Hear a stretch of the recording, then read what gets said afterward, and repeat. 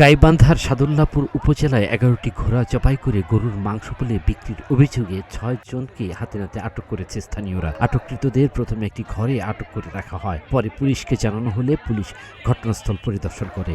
এ সময় আটককৃতদের পুলিশের কাছে সোপর্দ করা হয়।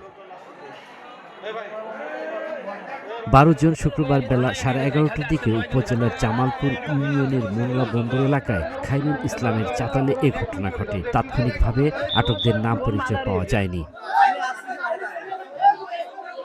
স্থানীয়রা জানায়, শুক্রবার ভোরে তারা চাতালের পেছনে ঘোড়া জবাই করে, পরে সেগুলো গরুর মাংস বলে বিক্রি করছিল।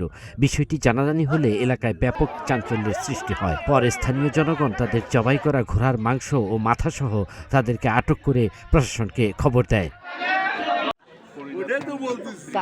বিষয়টি নিশ্চিত করেন সাদুল্লাপুর থানার ওসি AKM হাবিবুল ইসলাম।